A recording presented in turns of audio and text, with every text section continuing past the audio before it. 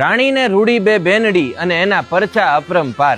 કાળિયા ઠાકરના અનન્ય ભક્ત એવા રાણીમાં અને રૂડીમાંનું નકલંક મંદિર રાજકોટના બેડી નાકા પાસે આવેલું છે. વાંકાનેર તાલુકાના મચ્છુ કાંઠે વસેલા લુણસરિયા ગામે ભરવાડ જ્ઞાતિના રત્ના ભગતને સંતાન નહીં હોવાથી ગુરુ ગેબીનાથના આશીર્વાદથી પત્ની પૂંજીબાઈની કુખે મીરાબાઈ જેવી બે પુત્રીઓનો જન્મ થયો, જેઓના નામ રૂડી અને રાણી રાખવામાં આવ્યા. સમય જતા બંને દીકરી કેરાળા ગામમાં આવી અને ધૂણો ધખાવે છે.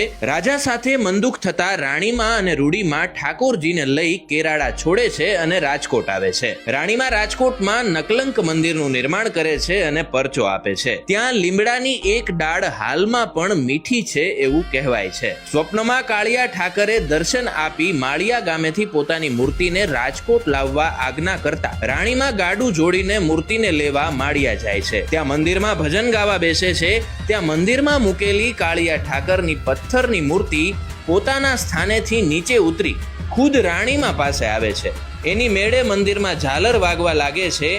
આજે પણ આ મૂર્તિ રાજકોટના આ મંદિરમાં જોવા મળે છે. રાણીમાં રૂડીમાં મંદિર દ્વારા અનેક સેવાકીય પ્રવૃત્તિઓ પણ કરવામાં આવે છે. ભક્તિની સુવાસ અને મંદિરની દિવ્યતાનો અનુભવ કરવો હોય તો આ મંદિરના દર્શન એકવાર જરૂરથી કરજો. જય ઠાકર.